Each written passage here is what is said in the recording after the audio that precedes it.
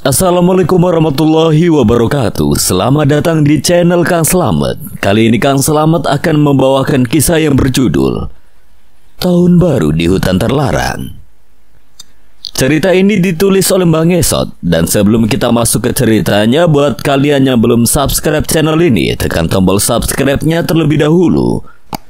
Juga tekan tombol notifikasinya agar kalian tidak ketinggalan cerita seram lainnya dari Kang Slamet. Gak usah berlama-lama lagi, langsung saja kita masuk ke ceritanya. Tahun Baru di Hutan Terlarang. Si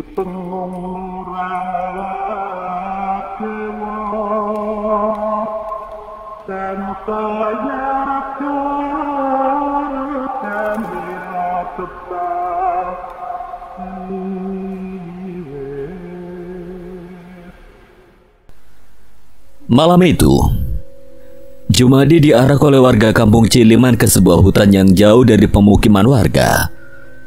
Lengannya dirantai ke belakang punggung, sesekali warga mencacinya dengan sebutan orang gila lantaran memakan hidup-hidup hewan ternak warga. Akhir-akhir ini warga memang sempat dibingungkan oleh kematian hewan ternaknya, seperti kerbau yang mati dengan bekas luka gigitan di kelaminnya, ayam yang terburai ususnya, bebek yang hanya menyisakan kulit dan bulu, kambing dengan sisa gigitan di lehernya. Awalnya warga menduga kalau hal itu adalah ulah kucing hutan yang sering masuk perkampungan. Ternyata itu semua ulah Jumadi, seorang warga yang kebetulan memergokinya sedang mencabik-cabik perut kambing dengan giginya seperti seekor macan. Semenjak ditinggalkan istrinya karena masalah ekonomi, Jumadi memang menjadi pribadi yang sangat tertutup. Bengkel motor miliknya sudah tidak diurus lagi. Ia jarang bergaul dengan warga dan lebih sering berdiam diri di rumah. Warga menyangka kalau Jumadi sedang depresi. Pernah beberapa kali seorang ustadz mendatangi rumah Jumadi untuk memberi nasihat kerohanian. Ternyata nasihat-nasihat ustadz tidak mempan. Jumadi tetap menjadi orang yang pendiam hingga menjadi gila. Telapak kaki kiri Jumadi berdarah menginjak duri. Beberapa kali ia mendapatkan dorongan kasar dari salah seorang warga di belakangnya. Mereka berduyun-duyun mengarak Jumadi ke hutan. Cahaya senter yang mereka bawa berayun-ayun dari kejauhan. Dasar gila, mati saja kau di hutan. Tidak usah balik lagi ke kampung. Dasar sampah masyarakat. Umpatan demi umpatan dilemparkan pada Jumadi. Tubuhnya yang kurus kerempeng tersungkur ke tanah, kakinya tidak sanggup lagi berjalan. Terasa sangat perih. Seorang lelaki berbadan kekar menarik ujung baju Jumadi yang lusuh dan bau. Ia memaksa Jumadi untuk berdiri dan terus berjalan. Seorang lelaki lainnya malah memukul kepala Jumadi dengan kepalan tangan. Ada juga yang menendang bokongnya hingga kembali tersungkur. Jumadi semakin dibawa masuk ke dalam hutan yang gelap dengan pohon-pohon besar di sekelilingnya. Hutan yang jarang sekali dikunjungi warga karena terkenal dengan keangkerannya. Kemudian mereka tiba di sebuah rumah tua yang besar di tengah hutan. Rumah yang sudah lama tidak berpenghuni. Rumah itu dibangun oleh sebuah lembaga konservasi hutan. Pernah ditempati beberapa tahun saja oleh para peneliti dari kota. Namun kemudian ditinggalkan begitu saja. Dindingnya terlihat sudah sangat tua dan rapuh. Ada tiang penyangga di bagian depan, terlihat dua jendela di bagian depan, dan dua buah kursi kayu yang sudah dijalari tanaman liar. Ruangannya gelap, tidak ada lilin apalagi listrik. Hanya ada sisa-sisa kabel dan tiang listrik tua di belakang rumah. Dulu dibangun untuk menunjang kegiatan para peneliti di hutan. Jumadi didorong paksa untuk masuk ke dalam rumah yang gelap gulita.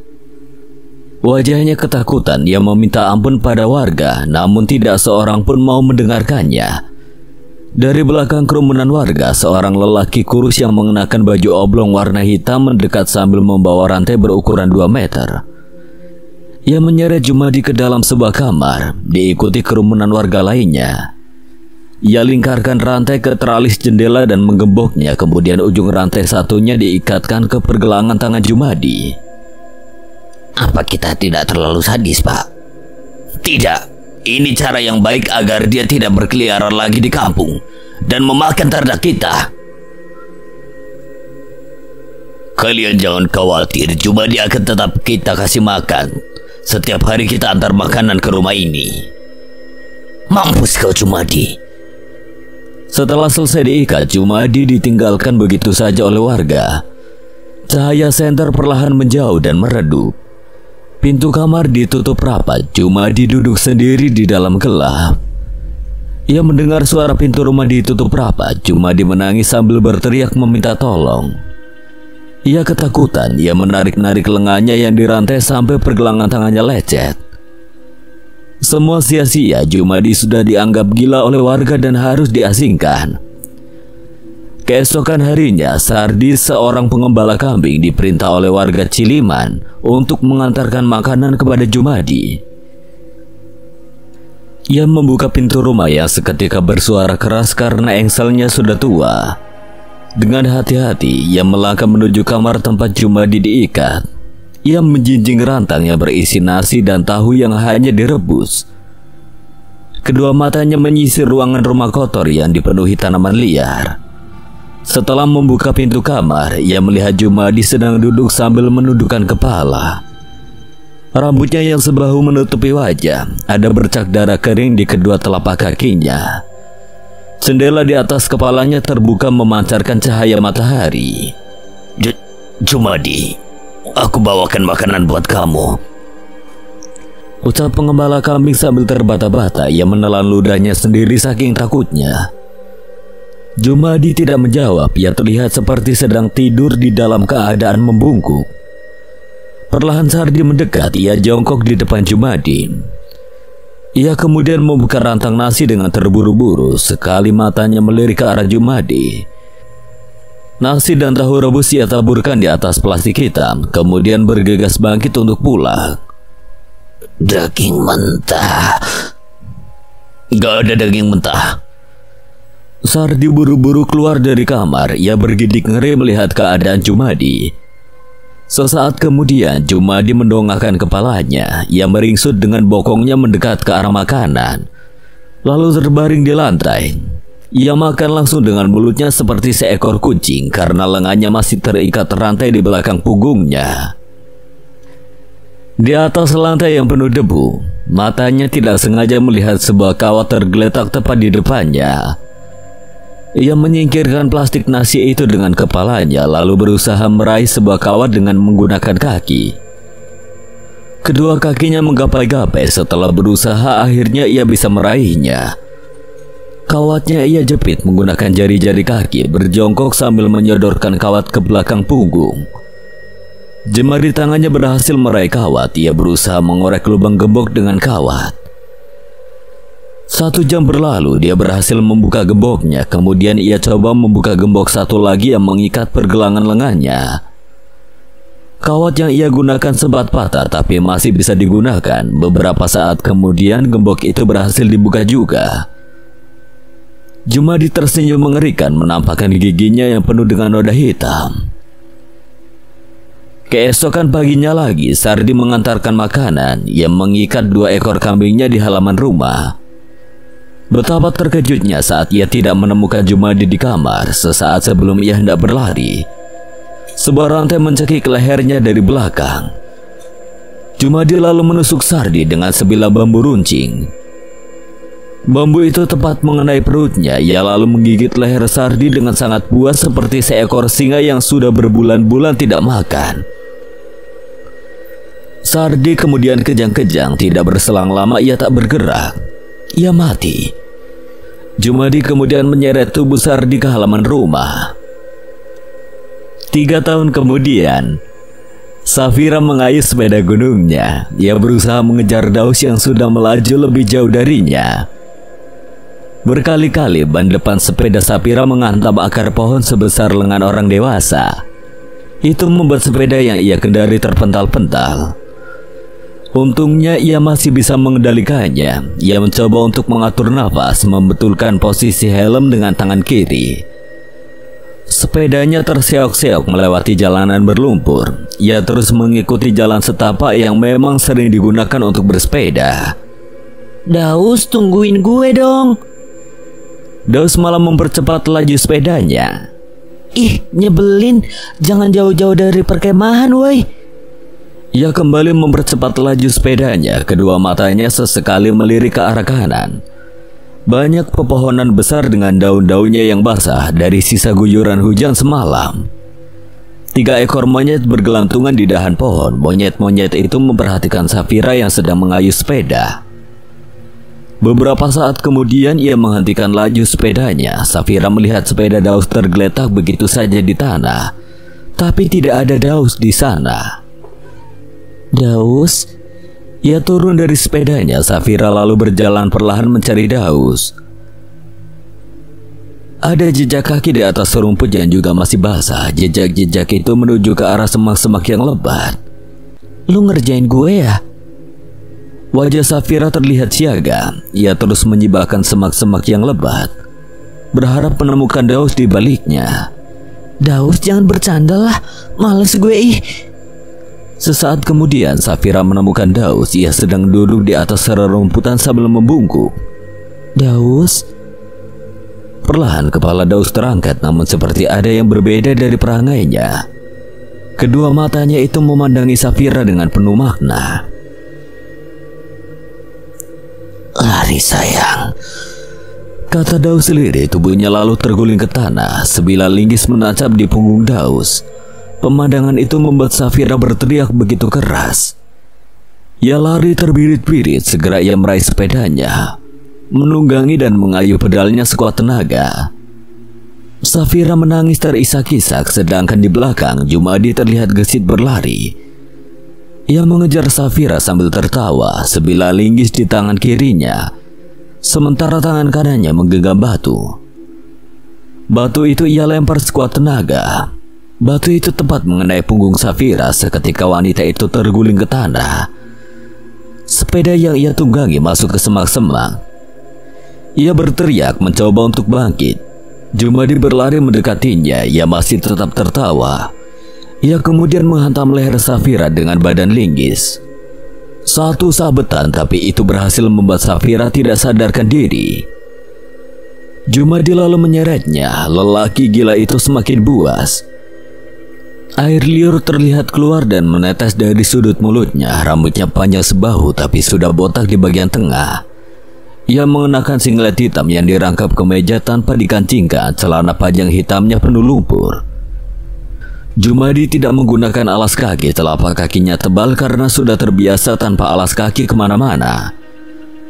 Baju bagian punggungnya basah oleh keringat. Bahkan keringat yang keluar dari badannya berbau amis. Ia terus melangkahkan kakinya sembari menyadap tubuh Safira sambil bernyanyi.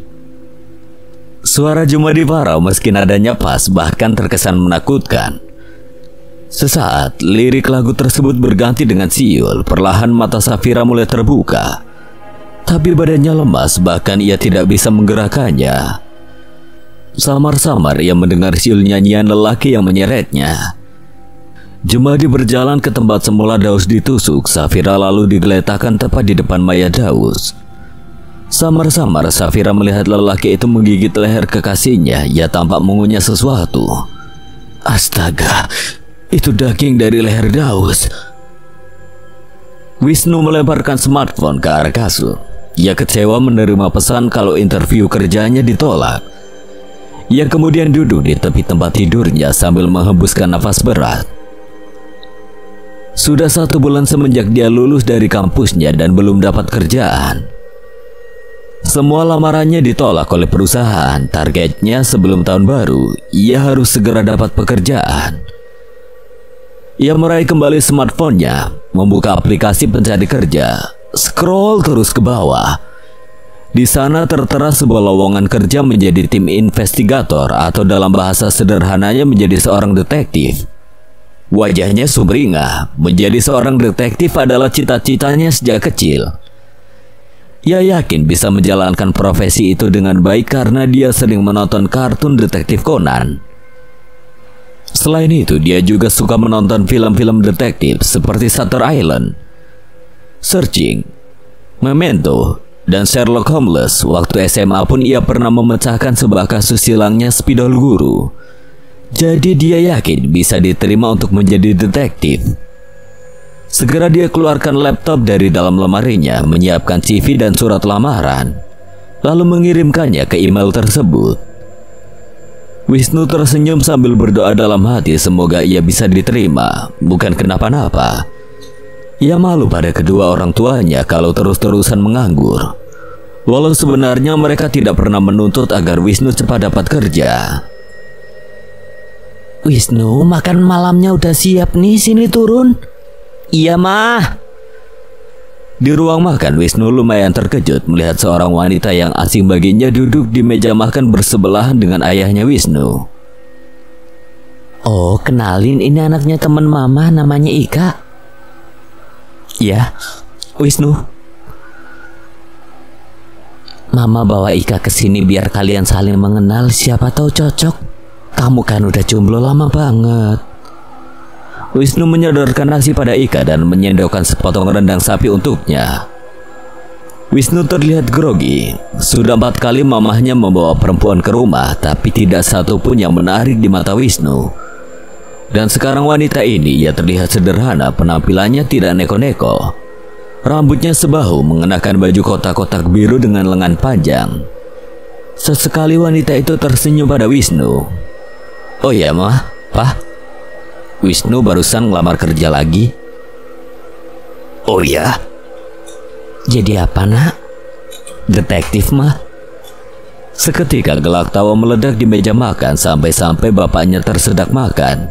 Untung saja ia langsung meminum air. Wah, keren itu. Aku suka nonton film-film detektif dan ngebayangin kalau bisa jadi detektif satu saat. Emang ada lowongan kerja kayak gitu?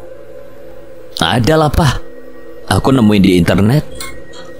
Ya wes, semoga keterima ya, Nak. Amin. Oh iya, Ika, kamu suka detektif juga ya? Mereka menikmati makan malam. Suara sendok beradu dengan piring memenuhi ruangan makan. Wisnu merasa nyambung ngobrol dengan wanita yang baru ia kenal. Setelah mendapatkan telepon panggilan interview, Wisnu sangat bersemangat untuk menghadirinya. Ia mengajak Ika yang akhir-akhir ini hubungan mereka semakin dekat. Mungkin karena Wisnu merasa satu hobi dengan Ika, lagi pula Ika adalah wanita yang baik dan perhatian. Wisnu merasa nyaman di dekatnya. Ia dipanggil ke dalam sebuah ruangan interview sementara Ika nunggu di lobi. Dalam ruangan itu ada 2 orang kandidat lainnya, dua-duanya perempuan, yang satu terlihat tomboy, mengenakan jaket jeans hitam dan celana levis serta sepatu Converse. Sedangkan perempuan yang satunya mengenakan rok biru dan baju kaos pink terlihat lebih feminim. Wajahnya juga oriental. Bolehlah dikatakan mirip anggota girl band asal Korea Selatan. Putih, mulus, tinggi semampai, dan murah senyum. Wisnu bahkan melihatnya tersenyum terus dari semenjak ketemu di lobi. Berbeda dengan perempuan yang tomboy, dia terlihat lebih serius dan siap menjadi detektif handal. Wisnu tahu kalau posisi ini hanya butuh 2 orang saja. Jadi akan ada 1 orang yang gugur. Ia sangat percaya diri kalau akan diterima di perusahaan itu, karena dialah satu-satunya lelaki yang mengikuti interview. Bapak HRD di hadapannya bertubuh kurus mengenakan kemeja kuning sederhana. Kemeja itu terlihat transparan sehingga menampakkan kaos singletnya. Ia tidak mengenakan dasi. Sebuah pulpen terselip di saku kemejanya. Wajah Bapak HRD terlihat ramah, matanya sendu seperti mengantuk. Tapi memang bawaannya seperti itu. Di hadapannya sudah ada tumpukan map, CV para kandidat yang ia print tadi pagi. Oke, bentaknya sambil mengebrak meja memecah keheningan, tapi mengagetkan semua kandidat di hadapannya. Perempuan yang feminim hampir saja terjengkang dari tempat duduk. Ya, Pak. Iya, apanya? Wisnu celingkukan, tidak bisa menjawab. Perempuan feminim di sampingnya menutup mulut menahan tawa. Jadi kalian mau jadi detektif? Iya, Pak. Ya, apanya? Mau jadi detektif? Ya nggak usah dijawab kali, itu kan basa-basi. Saya mulai dari yang mana ya? Vika Viola Anastasia. Saya, Pak. Hobi kamu apa? Berburu babi, Pak. Saya tangguh, bisa berkelahi, dan dapat memecahkan berbagai kasus. Saya juga pernah ikut komunitas detektif di kampus saya. Hebat, hebat. Afriana Meiskara Sudaryono. Ribet nama kamu, panggilnya apa? Perempuan feminim itu malah tersenyum. Panggil saja saya Kim, Pak. Kim? Jauh banget. Itu nama Korea saya. Hobi kamu apa? Nonton anime, Pak. Saya suka nonton Saitama, Naruto, Boruto, Anohana the Flower, Angel Beats, Hobbits, Ayori Aoshi, Nyankoi, dan... Cukup. Selain nonton anime ada lagi? Oh, tentu saya suka boyband dan girlband Korea, Pak. Oke, cukup. Wisnu, sekarang kamu. Hobi kamu apa? Siapa? Saya suka baca novel detektif seperti Sherlock Holmes dan nonton film-film detektif yang membuat saya terinspirasi untuk menjadi bagian dari perusahaan ini. Saya yakin kalau saya layak mendapatkan pekerjaan ini. Oke, udah tahu kan kalau hanya 2 kandidat yang diterima di perusahaan ini? Kami butuh orang-orang yang profesional untuk menangani kasus yang sangat sukar dipecahkan. Nanti yang keterima akan mendampingi 3 orang detektif senior di perusahaan ini untuk memecahkan sebuah kasus hilangnya perempuan bernama Safira dan kekasihnya Daud di hutan dekat kampung Ciliman. Baik, setelah saya pertimbangkan, yang diterima perusahaan ini adalah Wisnu dan Kim. Wisnu dan Vika terheran-heran kenapa Kim diterima, tapi mereka tidak mau banyak protes. Vika akhirnya pamit dari ruangan itu dengan wajah kesal dan tidak terima. Kenapa saya pilih Kim jadi detektif itu pekerjaan yang jenuh. Sedikit banyak Kim bisa menjadi teman penghibur di sana. Bapak HRD tertawa, ia meraih gagang telepon. Ya, tolong suruh 3 detektif senior menghadap ke ruang saya ya. Boleh tanya sesuatu, Pak? Apa? Nama Bapak siapa? Saya tidak mau memberitahu nama saya. Cari tahu sendiri. Itu latihan awal kamu buat jadi detektif. 3 orang lelaki berseragam hitam masuk ke dalam ruangan. Mereka mengenakan topi coklat, celana taktikal, dan sepatu gunung. Dari penampilannya, mereka terlihat sangat profesional. Badannya berotot seperti atlet gulat.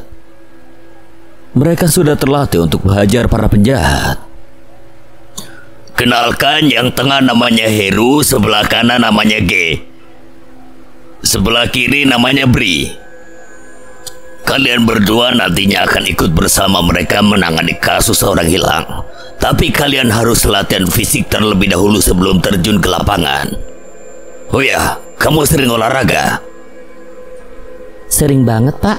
Aku suka strong by zumba, jogging sambil dengerin lagu K-pop, renang bareng adik saya, senam pagi sambil dengerin K-pop juga.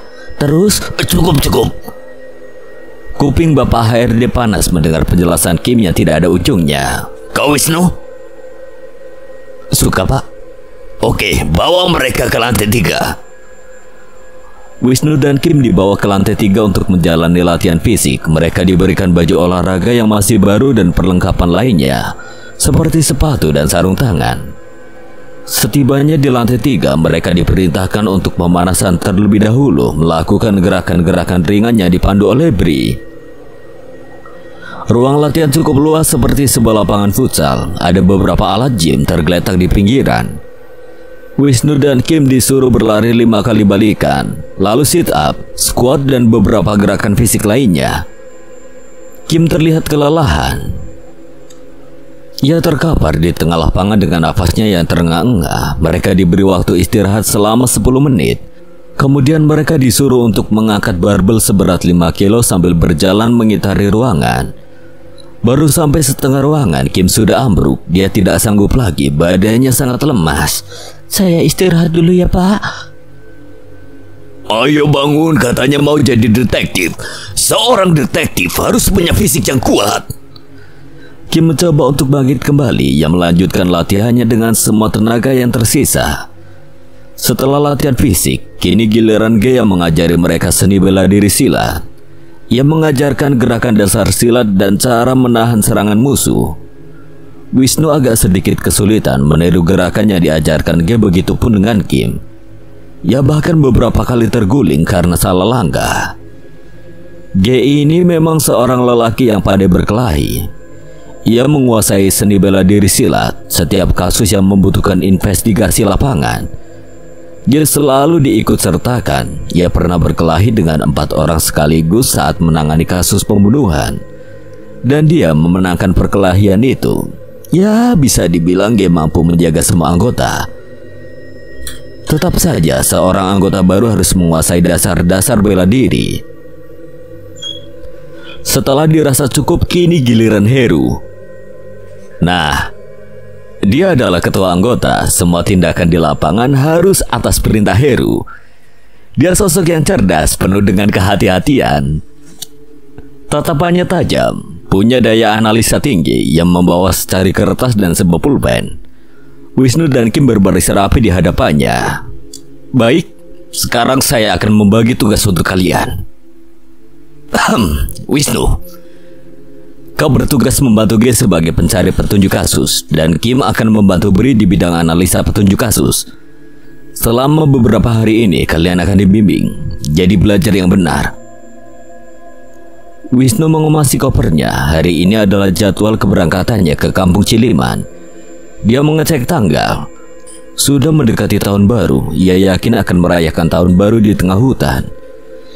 Ia sangat bersemangat lantaran ini adalah tugas pertamanya sebagai detektif. Ia menuruni tangga kamarnya sambil menyeret sebuah koper. Di ruang tamu, Ika sedang duduk manis menunggunya. Ika tersenyum. Hubungan mereka semakin dekat saja. Kamu bisa ngasih tahu aku alamat tempat kamu tugas? Tanya Ika sambil berdiri. Ia ingin memastikan kalau terjadi apa-apa bisa mengirim bantuan ke sana. Ini?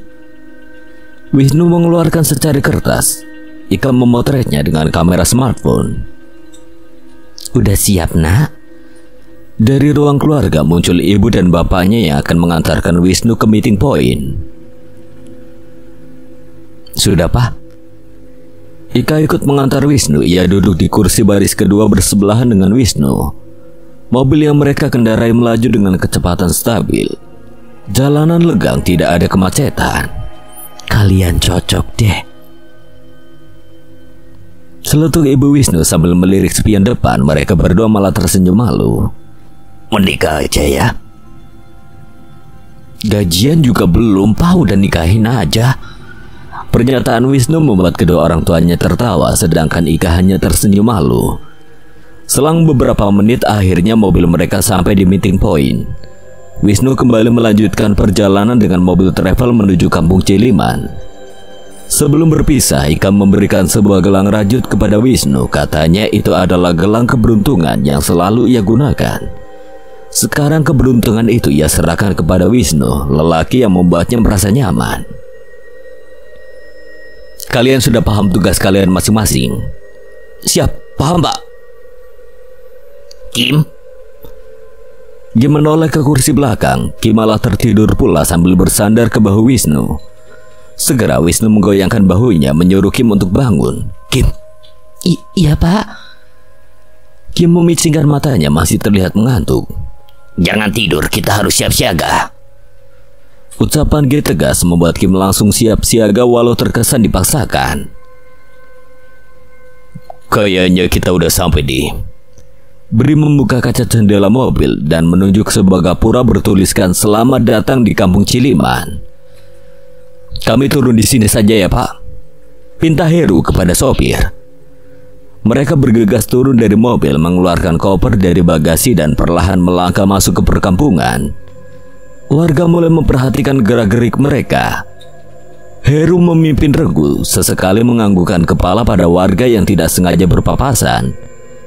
Hal pertama yang akan mereka lakukan adalah mencari seseorang yang mau memandu mereka masuk ke dalam hutan. Mereka mendatangi rumah warga untuk mencari orang yang mau memandu mereka masuk ke hutan, tapi tidak ada satupun warga yang bersedia. Warga bergidik ngeri saat Heru menyebut nama hutan Ciliman lantaran itu adalah hutan terlarang. Akhirnya mereka hanya meminta petunjuk jalan untuk masuk ke dalam hutan itu. Salah seorang warga menunjukkan jalan setapak yang berada di ujung barat kampung Ciliman. Jalan itulah satu-satunya akses untuk bisa masuk ke hutan Ciliman. Tanahnya becek karena rumputan menutupi jalan itu, mungkin karena sudah lama tidak ada yang melintas.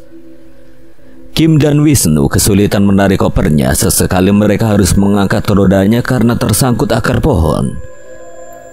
Sementara Heru, Ge dan Brim memimpin di barisan depan. Mereka tidak berhenti mengawasi sekeliling mencoba menemukan petunjuk. Menurut laporan yang mereka terima, Safira dan Daus hilang sebulan yang lalu di hutan ini saat berkemah. Polisi sebenarnya sudah menyisir wilayah ini, tapi mereka hanya menemukan sepeda dan tenda saja. Sementara Safira dan Daus belum diketahui keberadaannya, apakah masih hidup atau sudah mati. Mereka berlima terus masuk ke dalam hutan. Hari semakin gelap. Cuaca terlihat mendung, sekeliling mereka terlihat pohon-pohon besar dan beberapa monyet menjuntai di dahan-dahannya, menyalak-nyalak seperti sedang menyambut kedatangan tamu tak diundang. Lu kenapa mau jadi detektif, Kim? Seru aja, bisa mengungkap kasus-kasus misterius itu hebat, jawab Kim sambil terus berjalan. Ia mengemut permen yang ada gagangnya. Lo yakin kuat bertahan di hutan kayak gini? Kuat lah, gue kan cewek strong. Tiba-tiba Kim menjerit, kaki kirinya terkena sebuah perangkap besi. Ia tak sengaja menginjak perangkap itu, darah mengucur dari pergelangan kakinya. Ia meringis kesakitan sambil terus berteriak. Besinya berkarat hingga dapat membuat kaki Ge terkena infeksi. Heru dan Bri berusaha membuka gigitan perangkap di kaki Ge, sementara Wisnu merogoh sesuatu dari dalam ranselnya. Ia mengeluarkan sebuah lotion dan menuangkannya pada perangkap itu agar mudah terbuka. Dengan sekuat tenaga, akhirnya Bri dan Heru dapat melepaskan gigitan perangkap. Kaki Ge berdarah sampai kulitnya terkelupas menampakkan dagingnya. Buru-buru Kim menggelengkan perban di pergelangan kaki Ge. Gue nggak sanggup jalan, ucap Ge saat ia mencoba untuk bangkit. Wisnu melirik ke arah kanan. Di sana ia melihat sebuah lahan yang cukup datar. Apa sebaiknya kita berkemah di sana saja? Lagi pula hari sudah semakin gelap, Pak Heru. Lo bener. Ya udah, kita berkemah dulu malam ini. Mereka mendirikan 3 tenda dom. Ge tidur bersama Heru, Bri dengan Wisnu, sementara Kim tidur sendiri. Tapi tendanya Kim diimpit oleh 2 tenda sehingga tetap bisa terjaga oleh anggota lainnya. Di dalam tenda, Ge tidak bisa berhenti meringis kesakitan. Luka di kakinya terus mengeluarkan darah. Betisnya juga mulai bengkak. Lo gak usah khawatir. Ini obat, gue kasih lu obat. Heru menyuntikkan cairan di pergelangan tangan Ge. Itu obat tidur. Malam semakin larut, mereka tidur dengan pulas kecuali Kim. Wanita itu malah menonton drama Korea di smartphone-nya sambil hahaha tertawa. Sehari sebelum berangkat ke hutan, ia mengunduh 20 serial drama Korea yang belum sempat ia tonton. Ia sesekali menangis terharu melihat adegan dramatis saat sedang asik menonton drama Korea. Tiba-tiba ia melihat sebuah bayangan lelaki di jalan setapak. Buru-buru ia mematikan layar smartphone-nya, lalu meringsut perlahan mengintip dari dalam tenda. Ia melihat seorang lelaki sedang memegang perangkap yang melukai Ge. Lelaki itu membawa sebuah golok di tangan kanannya, sementara tangan kirinya menggenggam senter. Kim terheran-heran siapa lelaki itu. Tiba-tiba lelaki itu menoleh ke arah Kim dengan tatapan mengerikan. Kim buru-buru menutup jendela tendanya. Bayangan lelaki itu mendekat. Cahaya senter yang ia bawa mengarah ke tendanya Kim. Jantung Kim mulai berdetak kencang. Tangannya merogoh sebuah semprotan air mata dari dalam tas untuk berjaga-jaga. Kalau lelaki itu menyerangnya, ia berdiri di depan tenda Kim. Siluet badannya terlihat jelas karena malam itu cahaya bulan menyinari hutan. Kim melihat bayangan golok dari dalam tendanya. Ia segera mengambil hetera radio untuk membangunkan teman-temannya. Lelaki itu mengacungkan golok seperti hendak menghantamkannya ke tenda, tapi sesaat sebelum golok itu diayunkan, seekor anjing menggonggong dari kejauhan membuat lelaki itu langsung bergegas berlari. Kim menghembuskan nafas lega. Ia hampir saja berteriak dan meminta tolong. Syukurlah lelaki misterius itu sudah pergi. Ia bangun dan meringsut ke jendela tenda, membuka resleting jendela, melirik ke kiri kanan. Lelaki itu benar-benar sudah pergi. Malam semakin larut. Ia pun memaksakan diri untuk tidur. Keesokan paginya, G sudah bisa berjalan lagi walau tertati-tati. Luka di kakinya mengering. Mereka berkemas dan melanjutkan perjalanan kembali masuk ke dalam hutan. Kali ini Heru menyarankan agar lebih hati-hati karena bisa jadi masih ada ranjau lainnya di hutan. Wisnu, lo tau nggak semalam ada cowok bawa golok nyamperin tenda gue? Ujar Kim yang berjalan gontai di belakang Wisnu. Sesekali Kim membetulkan posisi kacamatanya. Rambutnya yang sebahu dan dicat pirang menyerupai artis Korea. Ia ikat ke belakang. Serius lo? Iya, dia hampir aja ngebacok tenda gue. Ya udah, kita laporin aja ke Pak Heru. Saat itu juga Kim menceritakan kejadian semalam. Wisnu sibuk mencatat kejadian itu, sementara Heru sibuk memeriksa jalan setapak. Guys, jangan bergerak. Ada jejak kaki seseorang. Heru mengeluarkan kaca pembesar dari sakunya. Setelah itu, ia juga mengeluarkan alat pengukur untuk memeriksa panjang dan lebar jejak kaki itu.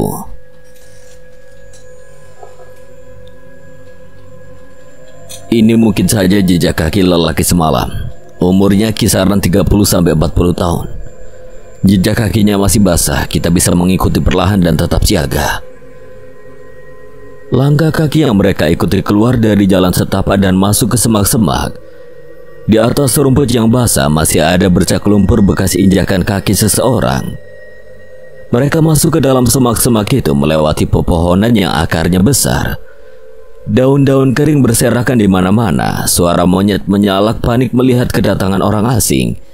Semakin mereka masuk ke dalam hutan, cahaya matahari semakin meredup karena tidak bisa menembus daun-daun pohon besar yang lebat. Lihat, ada kelinci. Kim menunjuk ke arah pohon jati. Di sana ada seekor kelinci yang tengah mengunyah dedaunan. Hei, jangan berisik, Kim. Guys, ada rumah tuh. Heru menunjuk sebuah rumah yang terlihat sangat tua. Wah, kita bisa istirahat di sana, Pak Heru. Kemudian mereka berjalan dengan penuh hati-hati menuju rumah tua dan secara tidak sengaja kaki Heru menabrak sebuah tali yang membentang di hadapannya. Ia terkejut lalu menoleh ke arah rekan timnya. Sebuah balok kayu besar meluncur dari arah kanannya, menghantam tubuh Heru hingga terpental beberapa meter dari tempatnya berdiri. Tubuhnya kemudian terbanting ke batang pohon jati. Darah mengucur dari mulutnya. Bola matanya memerah sambil melotot ke atas. Tubuhnya bergetar saat berayun. Balok kayu itu bukan hanya mengenai tubuhnya, tapi juga kepalanya. Ia sekarat. Heru terengah-engah, nafasnya satu-satu. Kemudian ia meninggal. Balok kayu yang menghantam tubuhnya sangat keras. Badannya memar, kepalanya juga berdarah karena saat berayun balok itu menghantam kepalanya juga. Dia menangis terisak-isak melihat pimpinannya mati, sedangkan Bri masih tidak percaya apa yang dilihatnya. Langit semakin mendung, sebentar lagi hujan akan turun. Kim mengecek denyut nadi Heru. Pak Heru sudah meninggal, ucap Kim sambil memasang wajah ketakutan. Wisnu terlihat panik. Ia tidak menyangka kalau pekerjaan ini sangat berbahaya. Pak Bri, sebentar lagi mau turun hujan. Sebaiknya kita bawa jenazah Pak Heru ke rumah itu. Iya, kau benar. Wisnu membantu atasannya menggotong jenazah Heru, sementara Kim berjalan dengan susah payah karena menyeret 2 koper sekaligus. Mereka masuk ke dalam rumah. Terlihat pintu rumah tua itu sudah lapuk dimakan rayap. Lantainya pecah di sana-sini, tidak ada perabotan apapun di dalamnya, kosong melompong. Debu pekat menempel pada dinding ruangan. Mereka membaringkan jenazah Heru di atas lantai. Dia masih menangis terisak-isak. Ia punya banyak kenangan dengan pimpinannya. Mereka sudah bekerja sama lebih dari 5 tahun, memecahkan puluhan kasus kriminal, dan sekarang ia tidak menyangka kalau Heru gugur saat bertugas. Sekarang bagaimana? Besok kita pulang saja, hutan ini sangat berbahaya. Dia mengusap air matanya yang masih meratapi jenazah pimpinannya itu. Brim mengangguk setuju. Ia merogoh smartphone-nya bermaksud untuk meminta bantuan pada perusahaan agar menjemputnya ke hutan. Tapi sayangnya tidak ada sinyal sedikit pun. Hal tersebut dikarenakan mereka terlalu dalam masuk ke dalam hutan. Bri berdecak kesal. Ia memeriksa seluruh ruangan memastikan keamanannya. Untungnya sumur di rumah itu masih berair, tapi tidak ada alat untuk menibanya. Hanya ada ember kecil yang tergeletak di samping bangunan sumurnya. Brim membuka tasnya, merobek-robek pakaiannya, kemudian diuntai menjadi tali. Ia ikatkan tali itu pada pegangan ember dan mulai melemparkannya ke dalam sumur. Setelah berhasil mengangkat air ke permukaan, Brim membasuh wajahnya beberapa kali dengan air. Kemudian memandangi wajahnya sendiri dari pantulan air dalam ember. Seketika ia mengurutkan kening menampakkan wajah kecewa akan kematian Heru.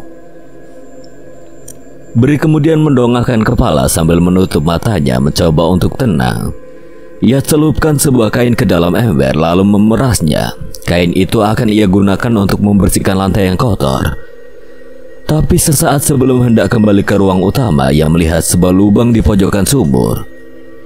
Itu sebuah lubang bawah tanah berbentuk lingkaran. Ada tangga yang terbuat dari bambu menjulur ke dalam lubang. Bri penasaran lantas masuk ke dalam lubang itu dengan hati-hati. Semakin masuk ke dalam semakin gelap. Kedua kakinya meraba-raba anak tangga karena kalau salah langkah ia bisa terjatuh. Selang beberapa saat akhirnya ia tiba di dasar. Ia menemukan sebuah ruangan yang cukup luas. Ada banyak buku yang tertata rapi di raknya. Foto 5 orang lelaki berseragam biru terpajang di dinding. Meja kerja yang terlihat masih kuat walau penuh dengan debu.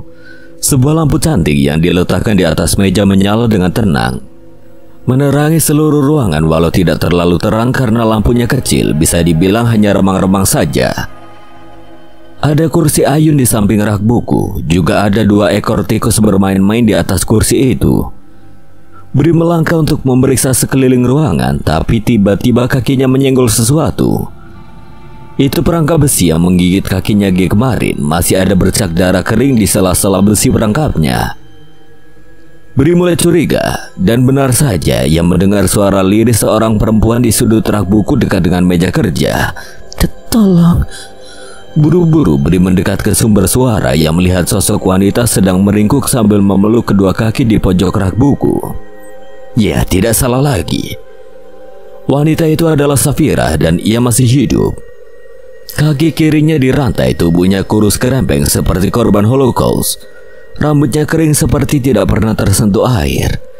Bibirnya juga kering pecah-pecah seperti tidak pernah minum air. Sekung matanya sangat ketara memperjelas bahwa Safira telah mengalami penderitaan yang sangat parah. Sesaat sebelum Bri hendak menghampiri Safira, tiba-tiba saja seseorang menusukkan sebilah obeng berkarat dari belakang lehernya sampai tertembus ke tenggorokan. Obeng yang ditusukkan menonjol sampai ke leher depannya.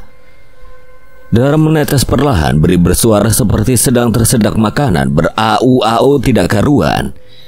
Ia merasakan sakit yang tidak terkira, lalu tubuhnya roboh ke lantai dengan keadaan masih bernyawa dan sadar. Ia melihat Jumadi mendekatinya perlahan. Air liur Jumadi menetes-netes ke lantai seperti binatang buas yang sedang memojokkan mangsanya. Maka dengan sekali tinjuan saja Bri terkapar mati. Safira berusaha menjerit tapi suaranya sudah habis. Bri terkapar tidak bernyawa dengan keadaan mata melotot. Jumadi menggusur kakinya menuju belakang rak buku. Diambilnya sepiring daging kelinci yang sudah dipanggang yang tergeletak di lantai. Kemudian menyodorkan daging itu pada Safira yang sedang menangis tanpa mengeluarkan air mata. Selama ini Jumadi membiarkan Safira tetap hidup lantaran wajahnya mirip dengan istrinya dulu. Ia memberi makan Safira dengan hewan hasil buruan dari hutan kemudian memanggangnya. Walau terkadang tidak matang dan masih terdapat darah di serat-serat daging, Safira harus tetap memakannya untuk bertahan hidup. Tolong lepaskan aku. Desis Safira sambil menangis. Jumadi menatapnya, mulutnya mengeluarkan bau tidak sedap. Air liur menetes-netes ke lantai. Carmilla. Aku bukan Carmilla, lepaskan aku. Setiap hari Jumadi mengucapkan nama Carmilla di hadapan Safira. Itu adalah nama istrinya tercinta yang sudah membuatnya gila, yang sudah membuatnya menjadi predator. Bahkan lebih dari itu. Kini ia adalah seorang kanibal yang menyerang siapapun dan memakan siapapun tanpa ampun. 3 tahun lalu setelah memakan korban pertama, ia kian menjadi-jadi membunuh warga kampung Ciliman yang masuk ke dalam hutan. Potongan tubuh mereka ditemukan berceceran di sepanjang jalan setapak. Dagingnya dimakan mentah-mentah oleh Jumadi. Akibat rentetan pembunuhan itu, warga tidak lagi mau masuk ke dalam hutan. Mereka tahu kalau Jumadi masih hidup dan bersembunyi di sana. Dan sekarang ia menyekap seorang wanita yang tidak berdosa, wanita yang dia anggap mirip dengan istrinya. Ia mendekatkan lengannya ke pipi Safira hendak menyentuhnya. Tapi saat Jumadi hendak menyentuhnya, ia mengamuk dan mencacinya. Lantas Jumadi mengurungkan niatnya itu. Setelah itu biasanya Jumadi langsung menangis. Mungkin ia teringat kejadian saat bercekcok dengan istrinya dulu. Dan benar saja, kini ia duduk di atas kursi sambil menangis terseduh-seduh di depan lampu canting. Ingatannya melesat-lesat ke masa lalu tentang rumah tangganya, tentang istrinya, tentang tetangganya yang selalu ramah kepadanya. Saat ia sedang menangis, tiba-tiba terdengar suara samar-samar dari atas. Itu adalah suara seorang perempuan yang memanggil-manggil nama Bri. Segera Jumadi meraih goloknya yang sudah ia asah, lalu naik ke permukaan dengan perlahan. Kim, Ge, dan Wisnu panik mencari Bri. Ge menyuruh anggotanya untuk berpencar ke semua ruangan juga halaman rumah. Mereka tidak menemukan lubang bawah tanah karena Jumadi sudah menutupnya rapat-rapat. Dia berteriak memanggil nama Bri di halaman belakang rumah sambil berjalan tertati-tati karena kakinya masih terasa sakit. Ia berjalan melewati beberapa pohon dan menerjang semak-semak di sana. Tepatnya di bawah pohon kecapi, ia melihat Bri sedang duduk sambil tertunduk, kakinya menjulur lurus ke depan, tangannya lunglai. Dia segera menghampirinya. Bri, dari mana aja lu? Kita cari-cari juga. Saat itu juga sebuah anak panah melesat dari atas pohon kecapi, menusuk tepat di paha kanan Ge sampai tertembus. Ia berteriak meringis kesakitan. Jumadi meraih lagi anak panah dari belakang punggungnya, membidik Ge dengan penuh konsentrasi. Anak panah itu melesat lagi dan kali ini mengenai punggung atas. Dilesatkan lagi anak panah berikutnya, lalu mengenai bola mata kanan. Ge tergolek mati. Malam merangkak naik dan hujan turun dengan sangat deras. Bri dan Ge menghilang. Wisnu mencoba untuk tetap tenang. Sekarang hanya tinggal dia satu-satunya lelaki di dalam tim. Ia sadar kalau ada seseorang yang mengintai keberadaannya. Wisnu memutuskan untuk mengubur jenazah Heru karena dia tidak yakin sanggup membawanya pulang. Di belakang rumah di bawah hujan deras, Wisnu susah payah menggali tanah dengan cangkul yang ia temukan di bawah pohon. Kim membantu Wisnu menggotong jenazah Heru. Setelah selesai penguburan, mereka berdoa menurut kepercayaan masing-masing. Terus sekarang gimana? Sini. Ia membisikkan sesuatu di telinga Kim. Sesekali Kim mengangguk. Lu percayakan sama gue? Iya. Sampai larut malam Kim tidak tidur. Lagi-lagi ia menonton drama Korea kesayangannya sambil tertawa cekikikan. Di dalam rumah itu ia mendirikan tenda karena takut ada hewan melata yang merayap saat tidur. Sebuah senter dinyalakan di dalam tenda, membuat bayangannya terlihat jelas dari luar tenda. Dan dari kegelapan muncullah Jumadi membawa sebuah golok mendekati tenda Kim. Ia berjalan perlahan seperti hendak menangkap seekor kelinci. Sesaat sebelum golok itu diayunkan, sebuah cangkul menghantam kepalanya dari belakang. Mampus lu kabret! Apakah dia mati? Sesaat kemudian Kim keluar dari tenda. Wisnu menyentuh leher lelaki yang terkapar di depannya, yang masih merasakan denyut nadinya. Belum. Lalu bagaimana? Bunuh! Siapa yang membunuhnya? Ya lu. Enggak, gue gak bisa bunuh orang. Apalagi gue, Kim. Terus gimana? Kita ikat aja di pohon belakang rumah. Kim mengangguk lalu mengambil tali rafia dari dalam tasnya. Ia mengikat lengan Jumadi sementara Wisnu mengikat bagian kaki. Susah payah mereka menyeret tubuh Jumadi ke belakang rumah menuju sebuah pohon pinus. Diikatkannya tubuh Jumadi pada batang pohon itu dengan ikatan sangat kuat. Dia nggak akan bisa lepas biar mati kelaparan. Wisnu, seharusnya kita nggak masuk ke hutan ini. Kita tamu nggak diundang. Kim, seorang perempuan yang feminim juga penyuka drama Korea, tidak menyangka akan terlibat dalam kejadian yang tidak pernah terpikirkan dalam hidupnya. Begitupun dengan Wisnu. Seorang fresh graduate yang ingin segera mendapatkan pekerjaan malah terjerumus dalam kasus yang rumit seperti ini. Rasanya mereka ingin segera pulang dan melupakan semua kejadian hari ini. Setelah beres mengikat Jumadi, mereka kembali ke tenda. Kim memasak mie instan menggunakan kompor portable yang ia bawa. Mereka makan di dalam tenda dengan lahap karena seharian belum makan apapun. Kim, thanks banget ya atas kerjasamanya. Gue yang terima kasih sama lu. Kalau bukan karena ide lu, mungkin gue juga udah mati. Abis ini kita resign aja, Kim. Iya bener, mendingan gue cari kerja yang lain daripada kayak gini. Oh ya, lu jangan khawatir. Nanti gue yang bikin keterangan di polisi tentang apa yang kita alami di hutan. Oh iya? Thanks ya Wisnu. Kim mengembuskan napas berat yang menaruh mangkuk mie-nya. Kok tiba-tiba gue kangen banget sama cowok gue ya? Iya. Lu udah punya cewek? Gebetan, tapi gue nyaman banget sama dia. Kayaknya gue bakal nikah sama dia habis pulang dari sini. Orangnya baik banget, Kim. Wih, jangan lupa undang gue ya. Teman sependeritaan lu. Kim tersenyum, ia mengangkat kembali mangkuk mie-nya. Hebat banget lu berani lamar cewek walaupun baru gebetan. Gak kayak cowok gue ngajakin pacaran mulu udah hampir 5 tahun nih. Emangnya lu siap diajak nikah? Ya siap gak siap sih, tapi kan gue cinta sama dia. Di tengah obrolan tiba-tiba mereka mendengar sayup-sayup suara seorang wanita. Buru-buru mereka berhambur keluar tenda. Kim sudah siap dengan sebuah pisau di tangan kirinya, sedangkan Wisnu meraih cangkul. Mereka berdua terdiam mendengarkan baik-baik suara itu sambil tetap waspada. Dari arah kamar mandi, ucap Kim yang mengeluarkan senternya dan berjalan perlahan di belakang Wisnu. Sesekali ia berjalan mundur untuk memastikan tidak ada serangan mendadak dari belakang.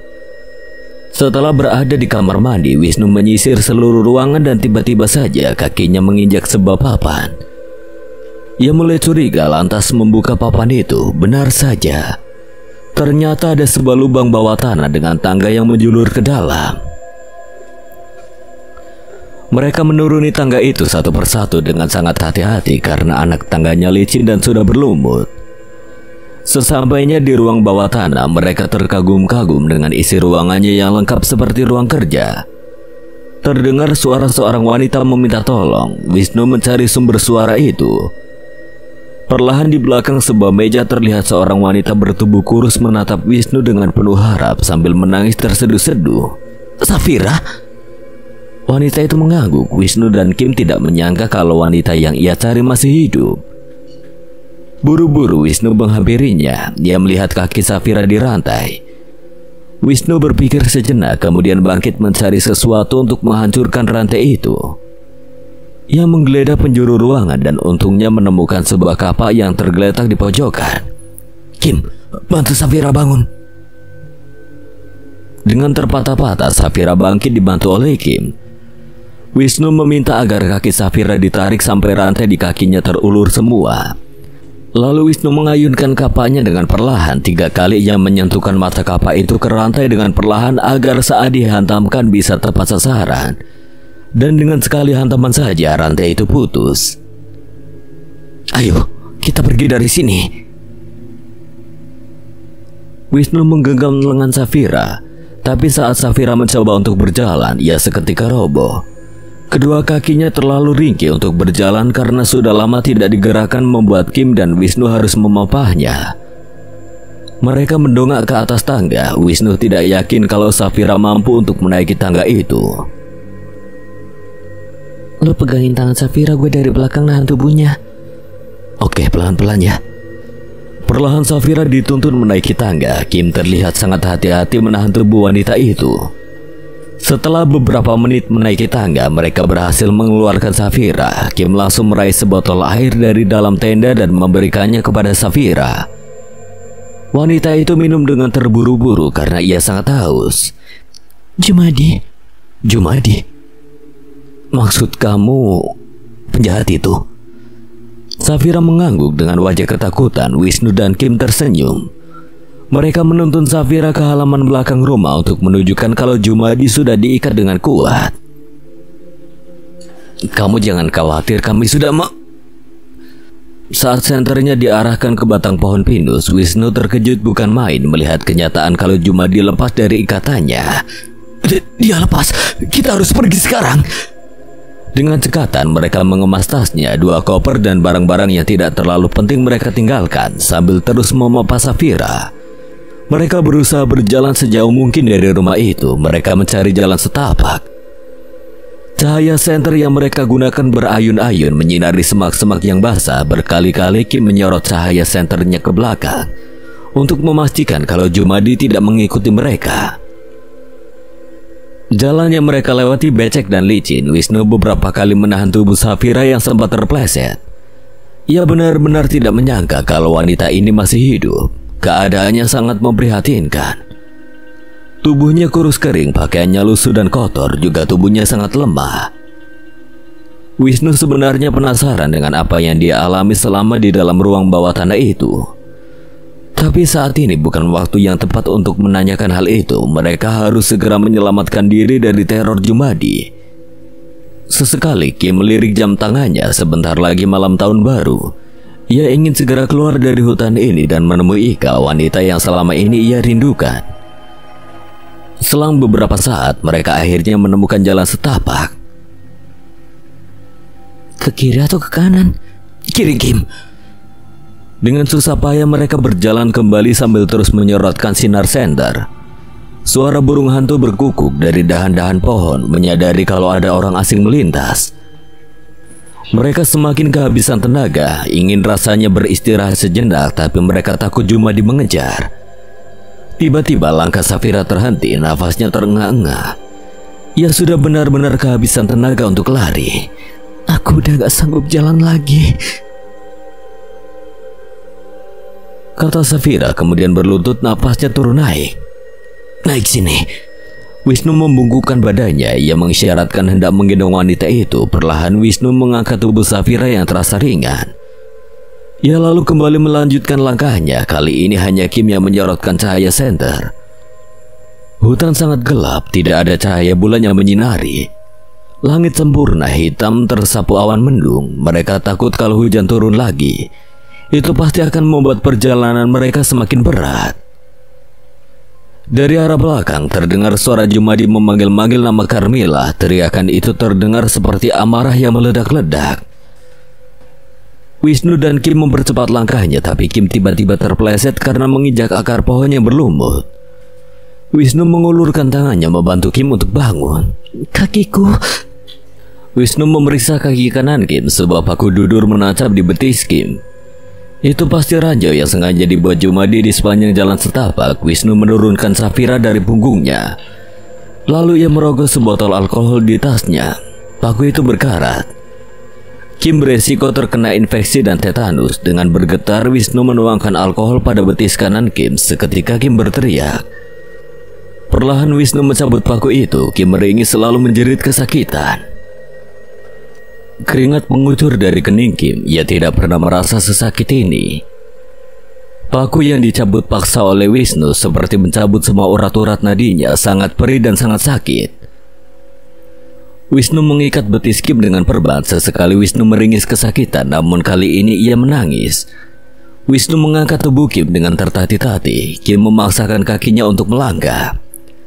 Sementara di belakang mereka Jumadi semakin dekat. Ia membawa obor. Wisnu terus menyemangati Kim agar terus berjalan.